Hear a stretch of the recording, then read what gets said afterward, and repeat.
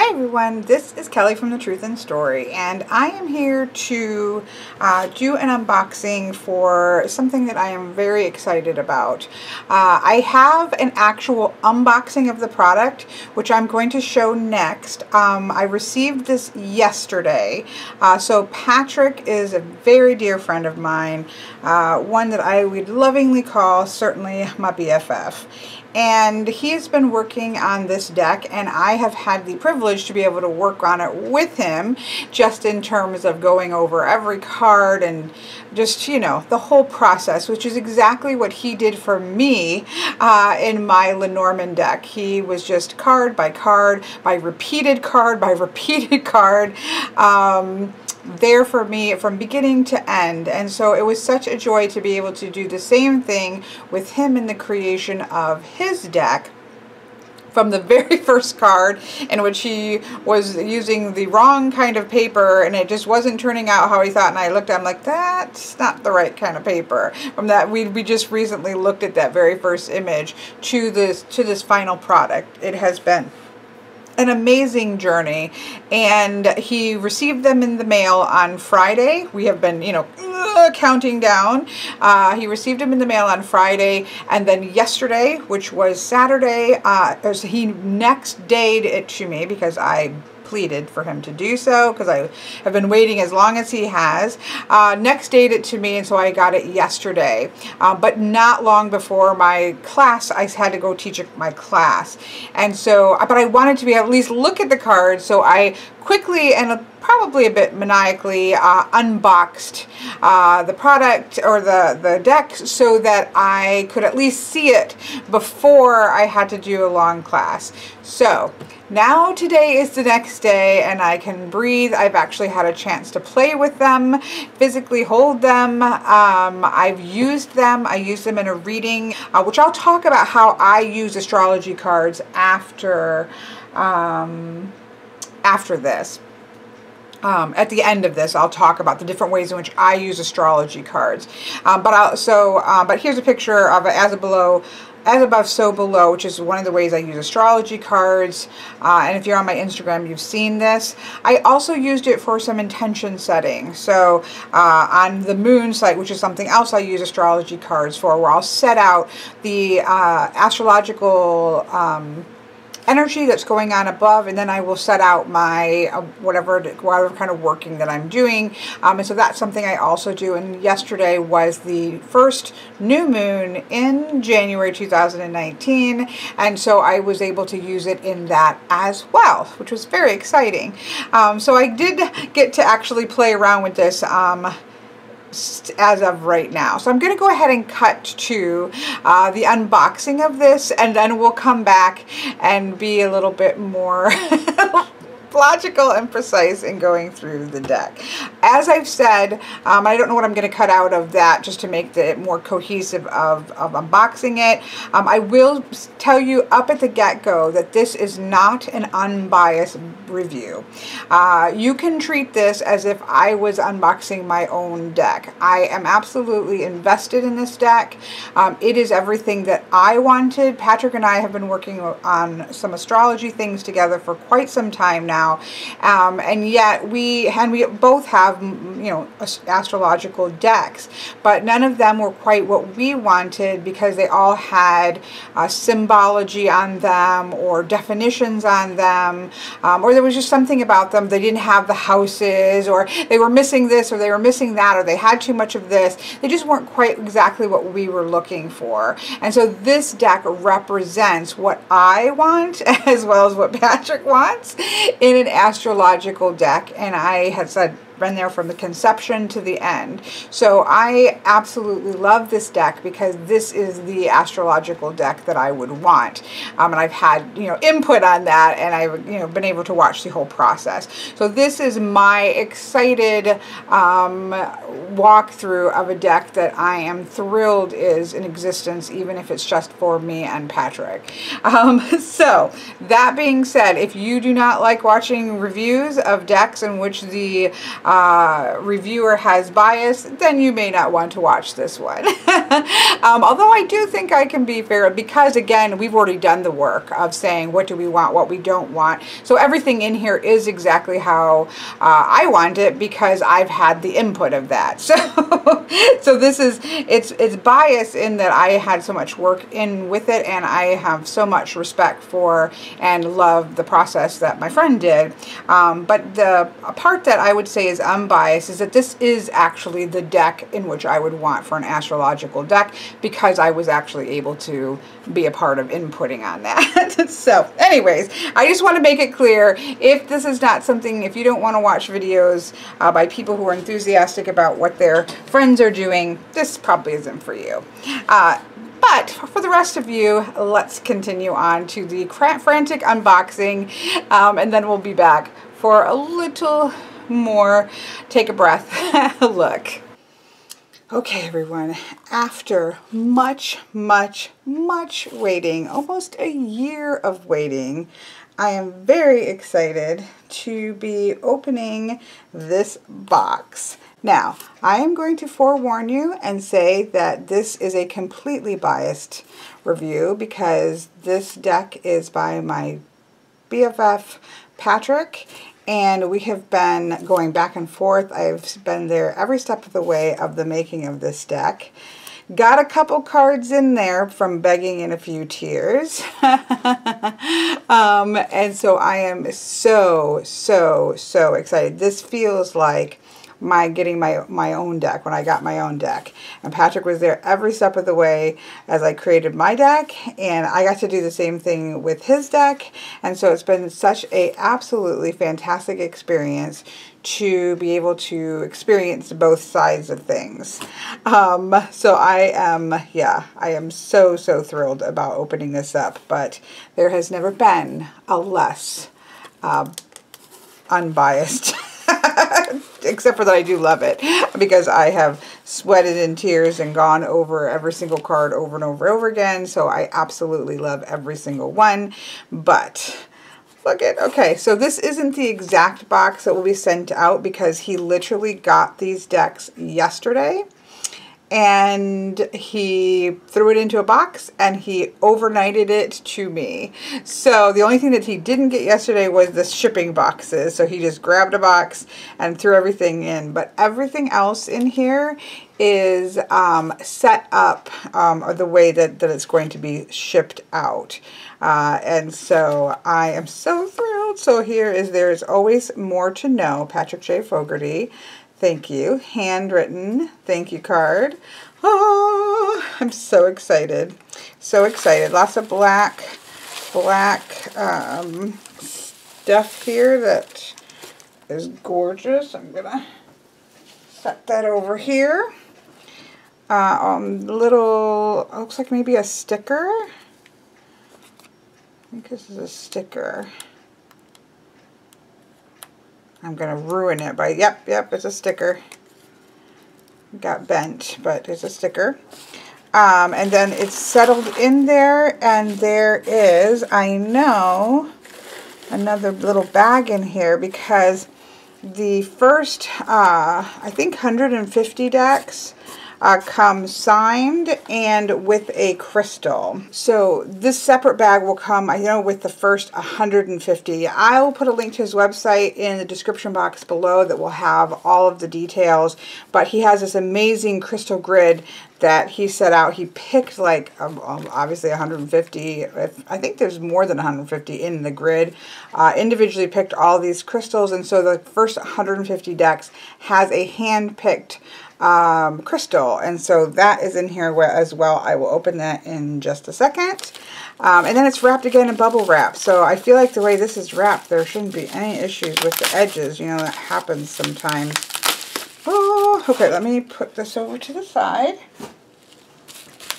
I'm so excited about this. Okay, here it is. A year of waiting, and let's be honest, folks, I am not a good secret keeper about this kind of stuff, and so not being able to say a word about this for a year has definitely been killing me. So here it is, the the Living Wheel astrology card. So it comes in a hard box. They are, I believe, poker size, but we'll see when. I know it's 400 GSM. The cardstock's 400 GSM. The artwork that he did was a combination of liquid graphite and 24 karat gold foil that he did, and then created these amazing cards. So let's open the box. Oh, look, see on the inside is the sun. And I believe on the back side, yep, is the gorgeous crescent moon. Look at that. Look at that. Having made a deck and then having gone through all this with Patrick, I have to say there's just so much. I think people aren't aware of how much goes into, every piece of this. The box, like these were all separate individual things, getting them just right. On the top, on the edge, it says written, illustrated by Patrick J. Fogarty, The Living Wheel 2018, www.thelivingwheel.com. That's the only writing on the box. So it's got a real clean profile in terms of there's not a UPC code. It's just a clean box. And it's a sturdy box. Put those right there. Let's put them this way. No, let's put them this way. Okay. So this is a little fold-out pamphlet that comes with it. And we're going to look at all of this more closely. I just want to get open and see the cards for a minute. But here is a quick fold out with some information. His goal with this was not to create a deck that is going to teach you astrology. Astrology is a system that has been around for literally about ever, and it is a long it takes a lot of work to actually learn it. He actually created this deck to help you to be able to learn, to be able to use it in your studies of astrology. So there's some real basic some keywords so that people who do want to use it as an oracle deck instead of as an astrology deck are able to do so. So that's there, and I know that on the website he's got some links to other resources for astrology. So this is to be a tool, but he does give you a couple ways in which you can use this, but we'll look a little closer at this later. And it's signed here in gold, Patrick J. Fogarty, number 3, because I requested it, as that's my number 3 of 150. So the first 150 are signed, and as I said, have the crystal with it, but we'll come back to that in a little bit, because, oh no, I'm not going to be able to open this. Yep, there I go. So this is a clear quartz point. Oh, look at that. You all, if you watch my channel, know this is my favorite type of crystal of all time. Our clear quartz. Power crystals. So that one of those will come and be picked out with each deck there. But let's get to the cards. Okay. So it has one of those kind of holding it together, but it's a good kind. Didn't do anything. You know how some of the Hay House ones, they bend the cards on the edge, and this does not do that. Look at the back. So it's actually gold foiling. If you can see, I should probably open the window. That's not just a gold color, it's actually foiled. Oh, the sides are the most perfect matte gold. Doesn't get any better than that. And then here are the cards. Okay, so they feel amazing. I'm so bad about this, so please check out the description box. I'll have a link, but I'm 99% sure, and I'll double check it before we continue on. These are 400 GSM cardstock. Again, doesn't get any better cardstock than that. It's gold foiled. They are this. Let's double check that. They are, I believe, poker sized. Oh, look at my deck with Patrick's deck. Yep, poker sized. So there you go. I will come back in a second because I need to take a minute and, oh, look at that one. That's one of my favorites. Let's now pause and take a look at this little guidebook, or leaflet, I guess you would call it. This is something that we did really spend a lot of time over because it needed to be compact and small, but at the same time, you know, needed to have sort of the base information. And the purpose of this deck is not to teach anybody astrology by any means. The purpose of this deck is to be a tool for people who are using it for astrological means. They can use it for oracle means, but to use it in your learning. So if you're in the process of learning astrology, or if you already know astrology and you use astrology for different things, or if you want to simply use it as an oracle deck. But it's not, the purpose of it is to be a tool, not to be something that teaches astrology. And so having to kind of keep that in mind every step of the way, to sort of retouch in on, okay, this isn't, the purpose isn't to teach, this is just to give you the basic tool to be able to then go about your own learning. We had to continually kind of touch back in with those bases. But at the same time, Patrick wanted to give some keywords here so that you could use it as an oracle deck, and to get a quick idea of, you know, again, one keyword. This is a struggle that I have particularly, and we talked a lot about. One keyword, talking about the sun, or talking about Gemini, or talking about the 8th house for sure, or talking about the seasons or the moon phases. This is not going to encapsulate the entirety of that thing. It's impossible to do that in one word. So this is just a jumping off point. This is a place to start if you don't really know anything about it, and it also is a great key for the different glyphs if you don't know the astrological glyphs as yet. So that's the purpose of this. He says here, over the course of a lifetime, we will find ourselves on many paths and utilizing many different tools. The Living Wheel astrology cards are just such a tool. As above, so below. These cards were initially designed to support my ongoing journey with astrology. They can be used as an oracle, altar element, or as a way to visually represent the astrological. I hope you enjoy them as much as I do. The keys, and then of course he's probably going to say similar. No one word can express or teach the totality of a system like astrology. These keywords were selected to be a starting point. They simply unlock the door and provide a place to start exploring. There are many great resources to learn about astrology, and for a list of some of our favorites, please visit www.thelivingwheel.com. There is always more to know. Patrick J. Fogarty. So he does have a resource page on his website with some of his favorite links and that kind of thing. So, but, you know, the layout of this, you know, it's such a little thing, but the layout of this is something that we've really poured over.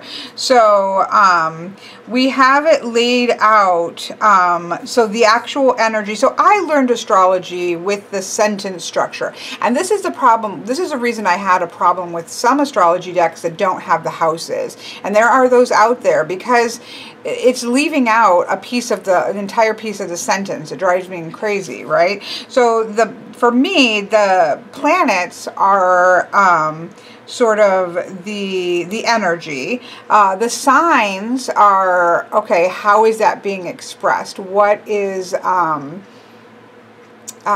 what's going on there with that, what's going on, and then where it's happening is in the houses. So the what, the why, and the where, I think, is kind of how you might look at that for me. And so it was important for all three of those pieces to be there for me to be able to use an astrology deck. I have some that don't have houses, and I would, you know, use them, but it just always felt like I was leaving out a piece. So that was really important.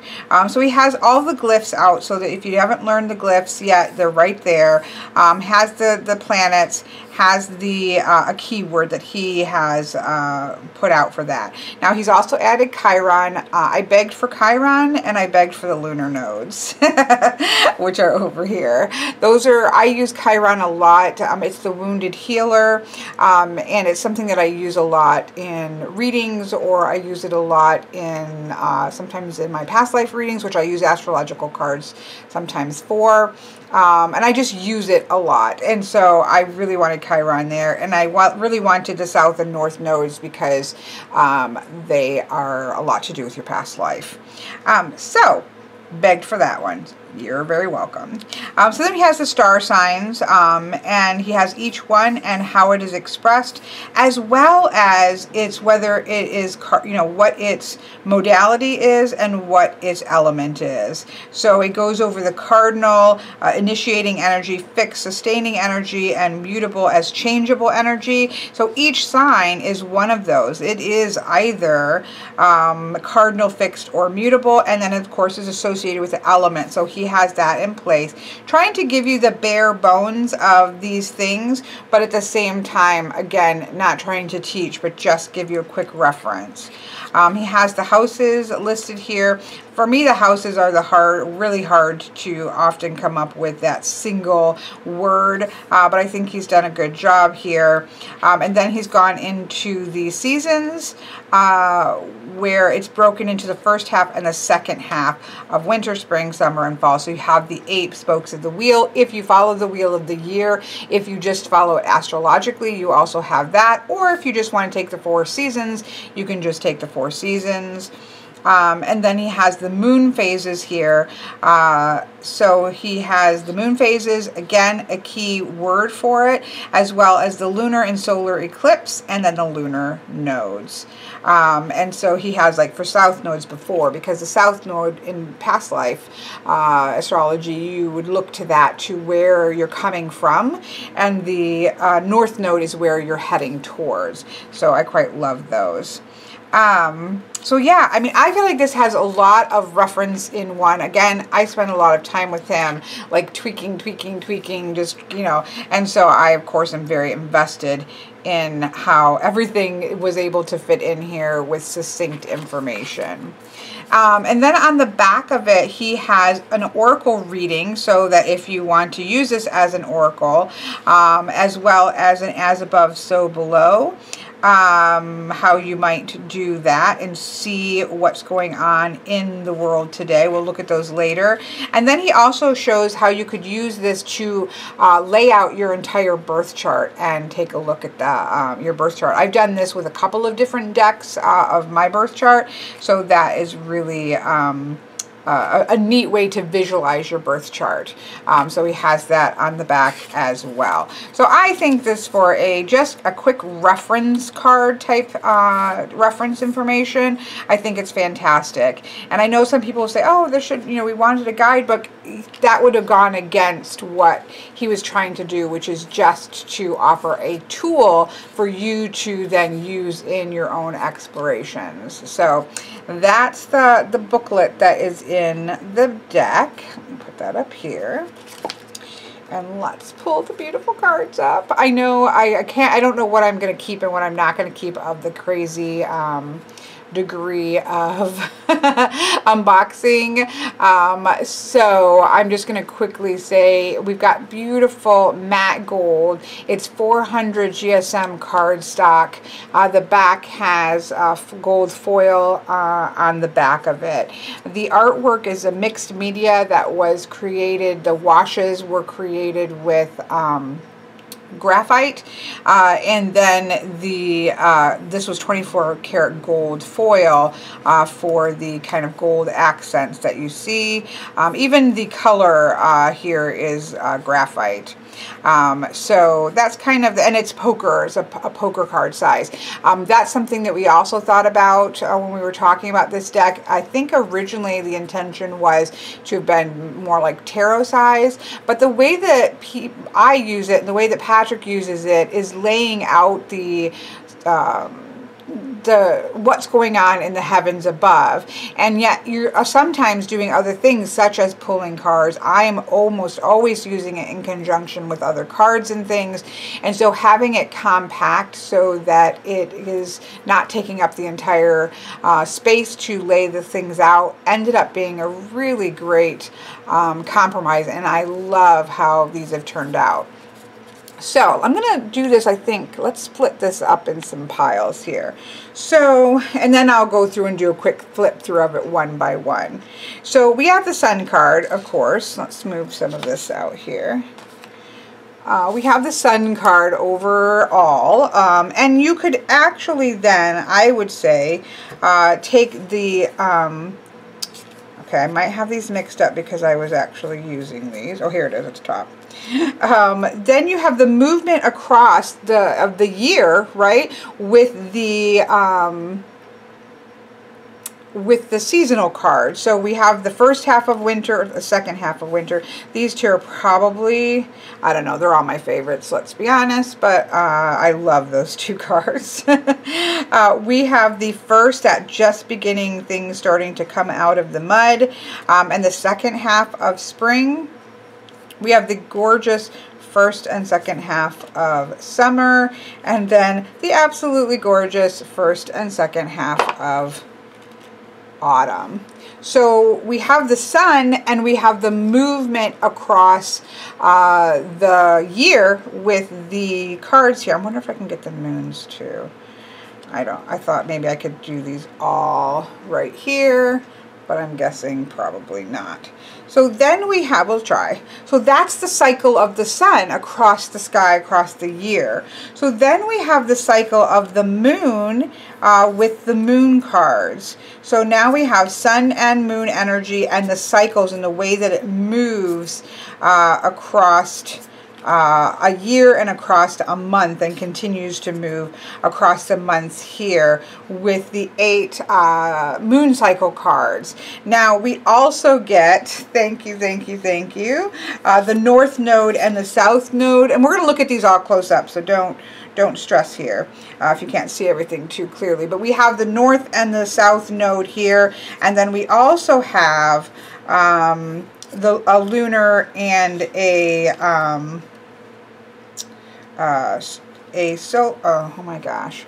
solar eclipse and a lunar eclipse. So we have those two as well. So those are kind of extra lunar and solar energies. But so you can see, I just love this. So we have the sun and the way that it moves across the seasons. We have the moons and the way that it moves across the moon. We have the lunar nodes. We have the eclipses. So that's kind of the sun and moon, it is the moon and sun energy cards.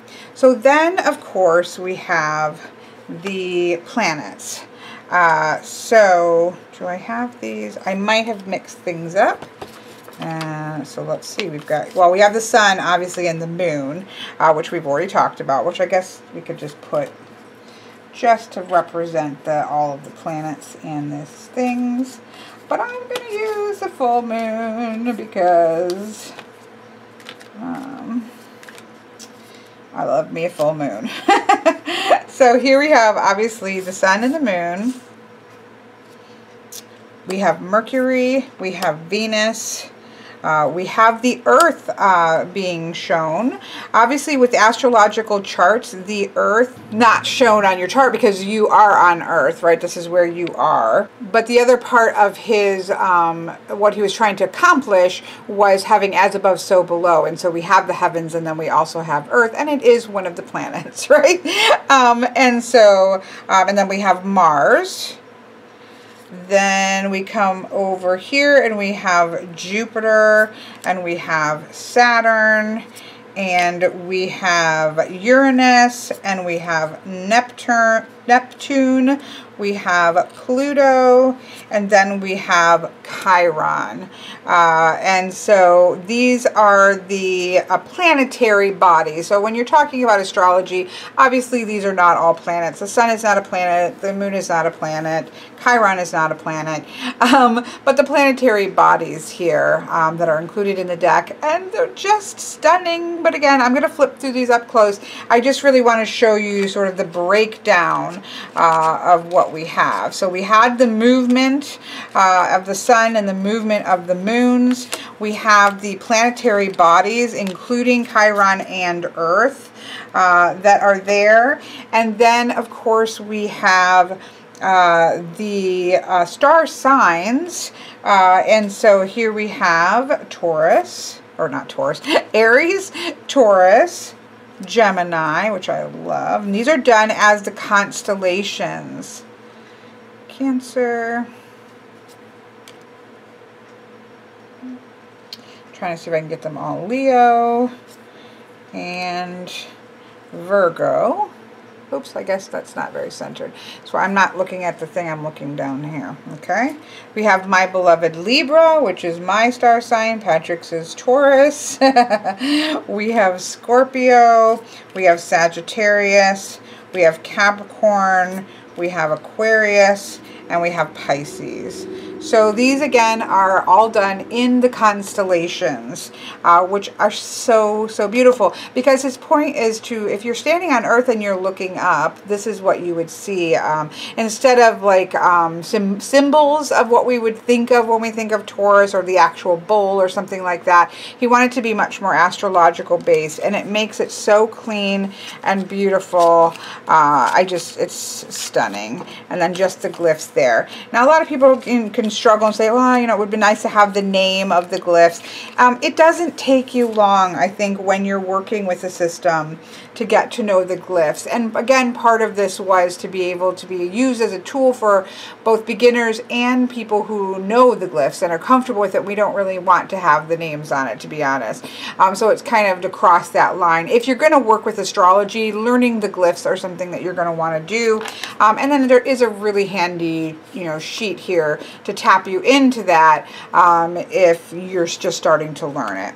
So then, of course, the beloved houses, which I was so excited about because there are decks that do not include the 12 houses, which for me personally makes it rather unusable the way that I like to use astrology cards.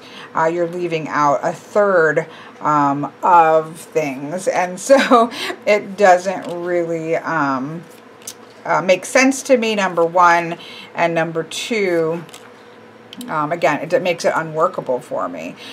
It was kind of difficult to think about how to show, if you're doing it very literally or some, you know, glyph-like, how would you actually show the houses in that way? And I love what he ended up doing, where we've got the house chart and then it is done in gold or filled in gold leaf, the house that it actually is. So you start with the first house and you come all the way around to the 12th house. And so the house is as lit up in gold that it is, and I think that is perfection, of course, because it's what it's perfection, and it's beautiful.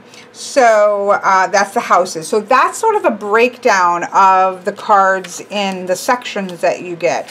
You get the cycles of the sun and the moon, plus some extra ones with the lunar node and Earth and Chiron in the for the planets. You get the planets, planetary bodies, I should say. You get the signs with their constellations and the houses. So I'm going to put this back the way it's supposed to be. And now I'm going to zoom in closely and do a quick walkthrough. Obviously, this is not too much. It's going to be faster, right, than a tarot thing, because I don't really have to describe it. These aren't, putting on, let's say, images of bulls or images of twin beautiful women or anything like that that are trying to represent the different things. This is, supposed to be more astrologically based, and so we just have the sun with the glyph of the sun. I love the way the glyphs are unobtrusive and beautiful here. The sun and the movement of the sun would be the seasons. So again, down at the bottom for the glyph, he's made the wheel, the 8 spokes of the wheel, and this is the first spoke with the first half of winter, second, and they kind of go around that way. I also like the way those but look at this painting. Oh, I love these seasonal cards. Let's see, we can move in quicker than closer. Look at the seasonal cards. Spring. So that's be spring equinox if you follow the wheel of the year. And then we have the cross quarter of spring.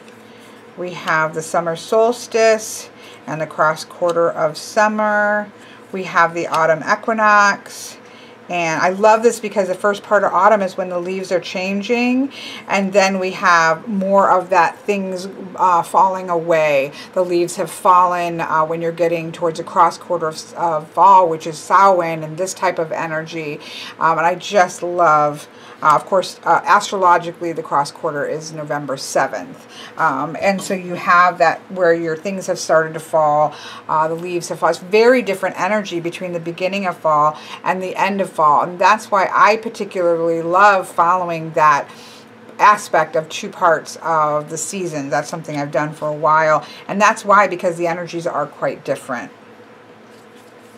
And then, of course, we've seen the sun, which is the first planetary body, and then we've got the moon cycle, starting with the new moon, and going to the waxing crescent, the waxing quarter, the waxing gibbous. Oops, I mixed it up. Where did I put the full moon? There it is. The full moon, the waxing gibbous, waning gibbous. Sorry, now we're starting to go the other way. The waning quarter. You can also, sometimes this is a second half. We have the waning crescent here. We have, of course, the north node and the south node, which I love how these are sort of moving like this. This is where it's coming from, and that's where it's going to. I really wanted these cards. And then we have the solar eclipse and the lunar eclipse. And you can tell the difference between, this is sort of the symbol for the sun more so, where you can see the moon that's here. So the solar eclipse, we'll look at that gold foil around it. And then the lunar eclipse. So that's the sun and the moon and their cycles. And then we get into the gorgeous planets. With Mercury, obviously, starting with Mercury, going to the beautiful Venus, which is my ruling planet, to Earth, to Mars. Look at that, so gorgeous. To Jupiter, to beautiful Saturn, to Uranus. I love this. I love, just a beautiful light color, and then that gorgeous swoop of the 24 karat gold is just beautiful. Same thing here, Neptune, just that beautiful blues, and then that pop with the gold there. And Pluto. And then, of course, Chiron isn't a planet, it's an asteroid.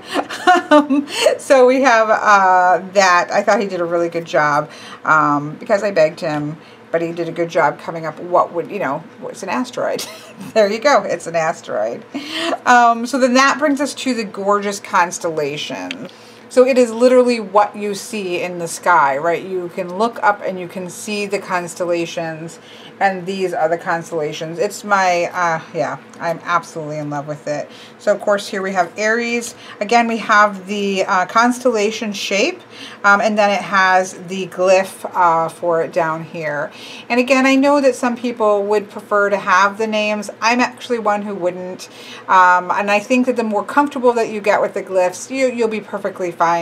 It will help you to start to know those glyphs, because it is important. Again, if you're going to be working with astrology, knowing the glyphs, I think is important.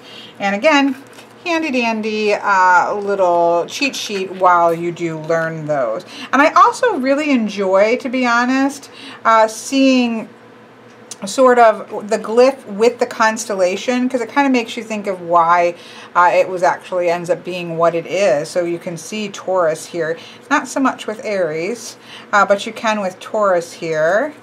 And Gemini, like you can see the twins. Like, it's really, to me, it's been a lot of fun.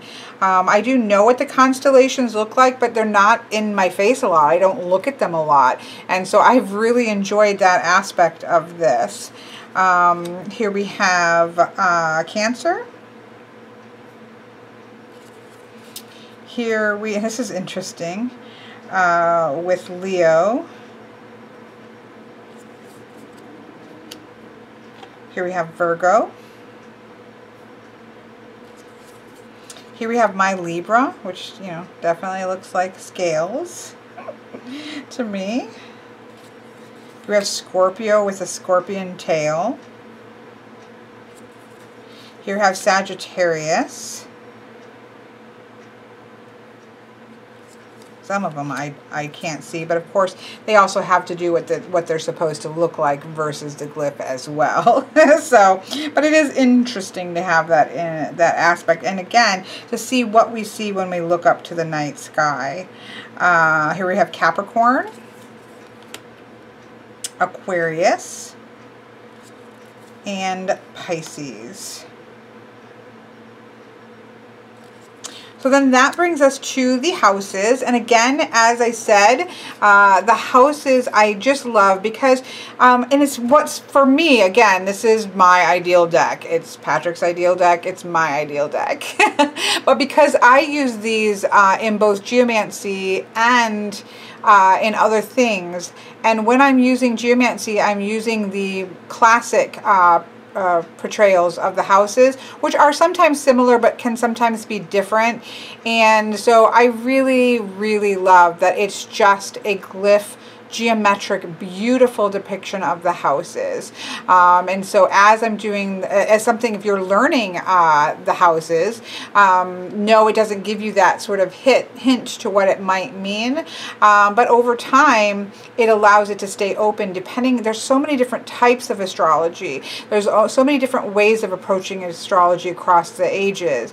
And not everybody approaches it the same. And so this leaves it very open, no matter what I'm using. But for me, you know, the first house, I understand the first house is the house of the self, and those types of expression. The second house is a house of resources, but if somebody else has a different connotation to those, that's going to still be there. And I think it's just gorgeous. So it's just working its way through. You'll see that, I wish I could do one of those, maybe I should speed this part up, where you see that's just going house by house, to just really just beautiful, clear what house we are on between the 8th, the number of the house here, and the graphical representation of the cards. It's just perfection for me. And to the 12th house. So that is all the cards, which I think I've not necessarily put back. Some might be flipped the other sides. No, I think I might have actually did okay. Let me. So I don't really want to shuffle this, to be honest, because I don't tend to shuffle my astrology decks. Let me show a couple ways in which I use this that don't require shuffling, and then I will shuffle it to do sort of an oracle reading with it, which is not intended to be what I do. But let me do that so that at the end, so that I don't have to reshuffle it back in. So how do I use astrology cards? Like I said, I have several. I have 1, 2, 3. I have the Black and the Moon, which are gorgeous, but they didn't have the houses. I think now they may have the houses. I'm not positive about that, but they didn't when I was given the deck. Patrick actually gave me that deck for Christmas a couple years ago, and that's the one I used a lot. That didn't have the houses, which to me is almost kind of broken. And then I have the Witch's Moon, or the Witch. I'll have to put links to them. I have another one that has the houses in it, which I loved, but it has very representative symbols of things that didn't always line up exactly with the way that I read the cards, but it was still the one that I used the most. I also have a larger astrology deck, but it's almost too big to be able to use the way that I use it, which is to add to other things.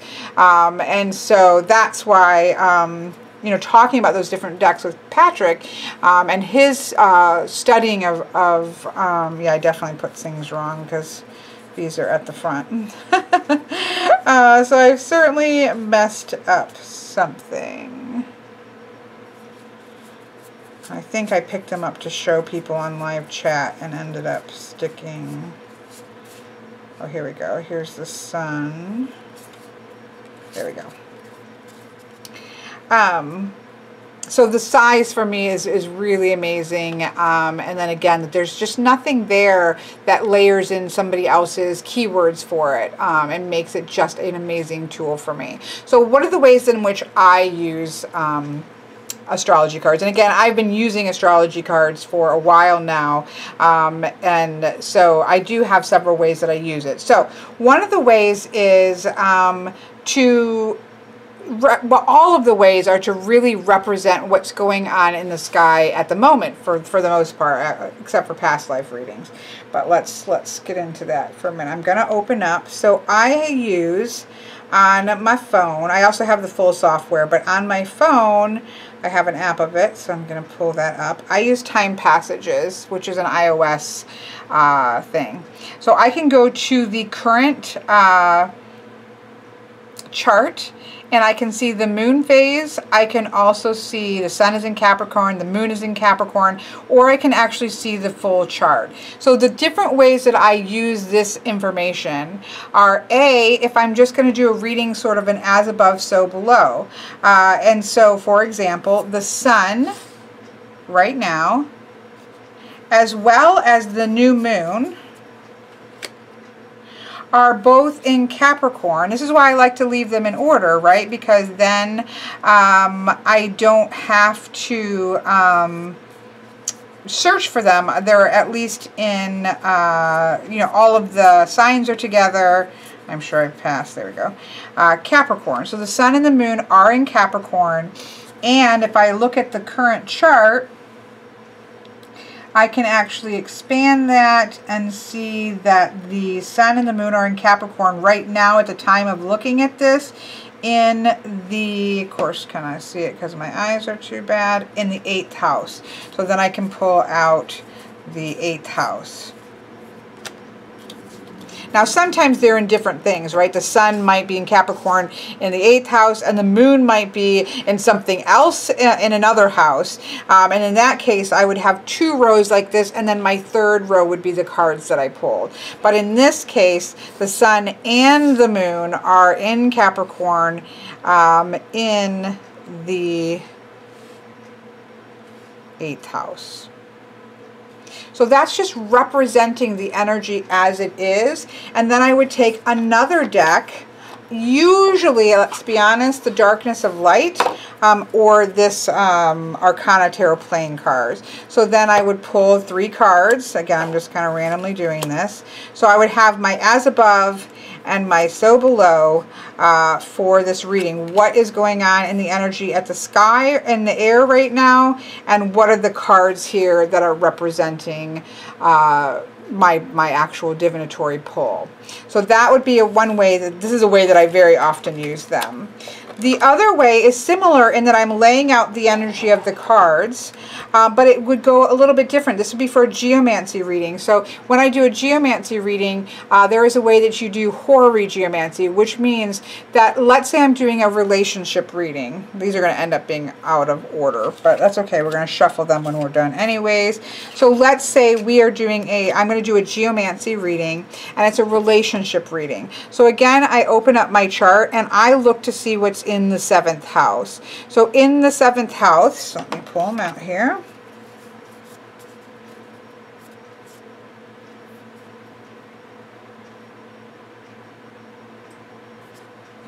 Okay, go to the planets and find Jupiter. So Jupiter is in the, so I'm going to take my 7th house, right? And in the 7th house, now for right now, for the case of this, the Jupiter is in the 7th house. The only thing that is in there is in Jupiter. And then in geomancy, I also look at the 1st house. And in the 1st house, there is nothing in the 1st house. So I could even just put the 1st house down if I wanted to, and just keep it blank, and that way I know there's no energy there. Because this depends, then I'm going to look at the geomancy sigil that landed in the 7th house. So let's, you know, I'm just going to randomly put one in here. So let's say we have Cancer in the 7th house. And then there are traditional ways of looking at if the current energy of that 7th house is Jupiter combined with Cancer, what that could say to add more information to the rest of the reading. And so this gives me a way to set those energies. And if it's empty, and let's say I don't have another one down here, but let's say I have, you know, I have a whole bunch of these little ones, but you know, let's say something else was in the dragon's head, was in the 1st house with nothing else involved. That tells me something differently. And so to be able to lay those out when most of geomancy is just a chart, you know, a piece of paper chart, is very helpful when doing horary, H-O-R-A-R-Y geomancy readings. So that's another way that I like to use astrological cards. Is with, again, laying out what's in the houses. So that's why the houses are quite important for me personally. The other thing would be in, let's say, I'm trying to not mix things up too much, but I think that's impossible, would be past life readings. So there's a couple things that you could do. You could actually lay out the moon sign, which is important. You could actually lay out where Jupiter is, because that's important. There's things that you can lay out that way, but what I love is, because I begged for the lunar nodes, right? Again, the north node is where you're heading to. I love the graphics of this. This is where you're coming from a past life, and this is where you're going into for a new life. So then you could actually put the signs that, again, I'm just going to randomly, let's say your south node, we can actually put the houses that it was in. You can also put the signs that it's in, because that tells a lot about where you're coming from and where you're going to. So I might say, okay, the north node is in the 3rd house in Cancer, right? Or the south node, which would be the opposite. So this wouldn't actually be the truth, but I'm just randomly pulling things. So please don't take this as a correct here. So I would say, because the north and south node are always opposite of each other on a chart. So for example, here's the north node in the 2nd house, so you're always going to go straight across, and you're going to find the south node across from that.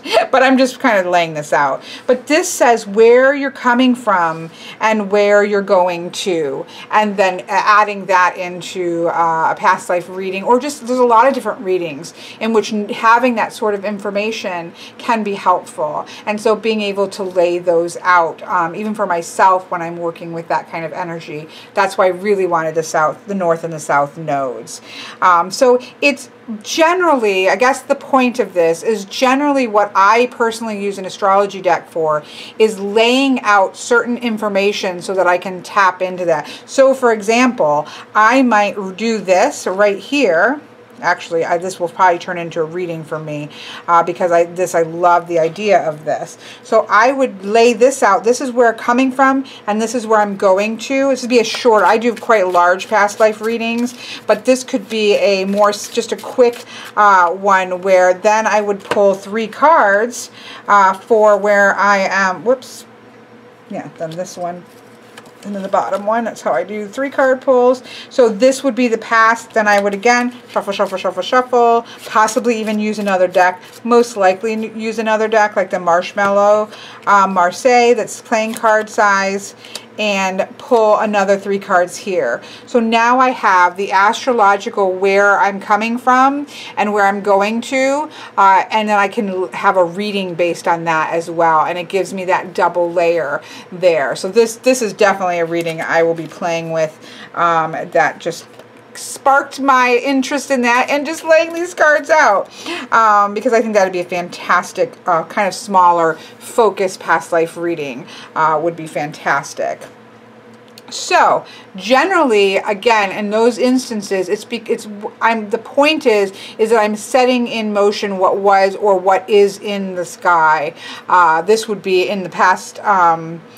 the south being, all of this would be gotten from your birth chart, and or looking today at where things are and seeing how that relates to today. Another way that I use every probably full moon and new moon, but certainly every, yeah, I would say about every full moon, and I'm mixing my cards up. Let's see. What I'm doing is like setting intentions. So if I'm doing any kind of intention setting, I'm just going to randomly pull some things again, just so it's usually working with the moon. Where does the moon? Let's just pull another random moon card because I'm going to be shuffling these. Let's say that's a solar eclipse, if there's solar eclipse energy, but let's say I'm working in the full moon, right, and it is in Cancer, in the 3rd house. So I want to tap into that energy to set some intentions. Then I might lay these out. I did this last night. And then any of the workings, I might lay out herbs. I do use rope with knotwork kind of thing. So I might have knotwork, herbs, crystals, things of that nature, and that would all go out. And this kind of represents on my working table what's going on, the energy, astrological energy that I'm trying to tap into. So if there was a solar eclipse and thing was going on there, and I was making some special moon water or solar eclipse water or something, you know, I might have the jar of water, crystals, things around it, and then I have the energy on the table of what it is that I'm kind of tapping into. So that's another way, twice a month at least, that I use an astrological deck for. So that's another way. But all of those ways you can see are actually either looking at a birth chart or looking at the current chart of the day, and seeing what's going on and putting that on the table. So that is how I don't really use astrological cards as oracle cards. That's how I use them to represent either birth chart or current chart energy and lay that on the table. But let's just, for the sake of, you know, some people do use astrology. They shuffle beautifully. Again, it's 400 GSM cardstock. It reminds me, even though it's not linen, but in terms of thickness, it reminds me of, and the gold's foiling, it has a kind of wonderful feeling kind of that in terms of thickness, which means I'm guessing this won't riffle shuffle really well, because it doesn't give you enough bend when you get into a smaller card. I'm not going to even try too hard. Yeah, it's just going to kind of fall because it's a really thick, gorgeous cardstock, but it overhands like a dream. But again, I don't shuffle astrology decks, so it's not, to me, a problem, and it's like butter. The finish is like a matte, is a beautiful silky matte. Think Star Child or Moon Child cardstock if you have those decks. It feels similar to that kind of. I'm trying to think what else. I wouldn't say, maybe Wild Unknown. It's just like beautiful matte thick cardstock. That's how I would say it. Okay, so you could, again, just pull 3 cards, or, you know, I'm going to show you what he has on the booklet too, but you could pull 3 cards like this, and you could then do a reading off that. So there's keywords here, right? And so you could use your keywords and find it here. So here we have Waning Crescent, which is about releasing energy. We have our Capricorn energy, which is what's actually in the sky, which would be interesting, you know, when those types of things show up. But this is about using energy. He has the I, so I am, I have, I think, I feel, I will. Those types of energies. I know that that Capricorn is also very planning oriented energy, sort of making goals and achieving those goals. So you could have that idea of maybe releasing some of those types of energy. And then the 10th house, though, which if you go to the 10th house, he has achievements here. This also can be about our duties. This can be about career and work. But maybe because we have this here, this is about releasing some of those need to do or need to achieve. Maybe some of that needs to be let go of and some of that needs to be released. So you can use it as a reading like that. The other thing you could do, of course I should have done before I shuffled. Okay, I'm sneaking back in here because I put these all back into order, and so I wanted to just try that out with doing an oracle reading, although it's going to mean I'm going to have to put them back into order again, which kind of sucks. Actually, it might now. Let's just try this, because again, I don't really mix mine up and I don't want to, but I like the idea of this. So I'm going to take the sun and the moon, and I'm just going to use any one of the moons here. Although you could use all of them, because depending on what kind of moon it is, that is different energy. You could also use all of the planetary cards as well. For the sake of this, and I don't have to put those back, I'm going to just put the sun and the moon in here. So if this is what is the energy, and this is how the energy is expressing itself, and this is where the energy is expressing itself, you could mix up your things, and I'm not going to mix, I'm going to do a mix like this. Obviously, if I know the order, that's going to make a difference, but I'm just going to close my eyes and randomly pick a card here, right, and put it here. So now I have Mercury. So the energy is the energy of Mercury, the energy of communication, the energy of knowledge gain, this type of energy. So okay, so what is that energy doing? So again, I could mix these all up if you were wanting to mix yours, or you could just kind of run your fingers around until you just grab one. And so here we have Virgo as the energy, what the energy is doing. And so this is about, he has this as scrutinizing. This is mutable. It's changing earth energy here. So it's not just really solid earth energy, but it's changing mutable. And then pulling out your houses. Where is this going on? What area of my life am I supposed to be focusing this energy on? Pulling your card out. Okay, here we have the 4th house. This is the house of family. This is the house of our roots. This is the house of that type of energy there. I think he has this as family as well. Yeah, he has this as family as well. So this is your family. This is your roots. This could also be your ancestry energy here. So you would take this idea of communication and speech and gaining knowledge, perhaps, that these lines are changing and shifting, perhaps, that they are mutable, that it is earth, it is where our roots came from, but that is a shifting, it's not mutable energy doesn't can kind of swirl and be flexible. So it's flexible energy there. And so you could kind of come up with a reading based off of this. And again, if you're going to really do this kind of reading, you're going to want more than just these keywords. This is to give you a place to start. But if you were, you would take Mercury. Let's make sure what his are. Probably communication from Mercury. Transmission, actually. You're transmitting either information or voice, right? So what are you transmitting? And then the key word here for Virgo is, I need my glasses, scrutinize. So it's transmitting, but also in a way in which you are paying close attention and scrutinizing information surrounding your family. And so what would you come up with, and what would that mean to you? Pulling out your astrology book, reading about Mercury, pulling out your astrology book, reading about Virgo, reading about the 4th house and what that might mean to you, and getting a message that way. This is the energy that's at play.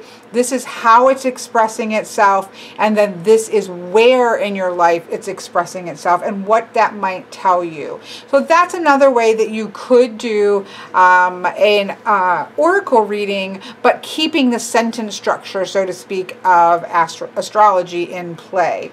So I just wanted to quickly do that once I had them in order so I could show you what I was talking about. So there you have it. Again, he's got, let's see what he has over here. Oracle reading, shuffle the cards in any way that feels right. Draw 1, 2, or 3 cards, whatever you want to do, and then reference the keywords to explore those. So that's certainly something you can do. And again, you can set out your entire birth chart. And I've seen that, both mine and his. I've done that with, I think, a number of the decks that I have. And that, if you are working through your birth chart, is a fantastic way of looking through your birth chart and seeing it visually there, which is fantastic. So I just wanted to give a couple ways in which I use astrology cards, because they are something that I use. I have one deck that's always underneath my working space. Obviously, this is going onto my working space and it will forever be there. Well, actually, I have to put these back in order before I can do that. But I always have one nearby my working space because I use them constantly to lay out those energies. And so that's how I use them. And so hopefully that gives you some ideas on how you might use them outside of doing them as a random oracle reading, which is certainly something that you can do. It's just not something I have a lot of experience with because it's not how I use them. But that's why the keywords are there, so that you can if you wanted to. So I hope that you have enjoyed this. I have enjoyed this immensely. I am really excited I'm just making piles while we talk. I'm really excited to be working with this energy and this deck that I have been working with for a year, but to have it in physical form is particularly exciting. And so I'm actually going to put that with that. I know I'm putting it out of the order that he put it in, or that it comes in, but it's what makes the most sense to me. Because I'm going to be the one who is using it and trying to find the cards to lay the energy out. I mean, these, just gorgeous. Just gorgeousness.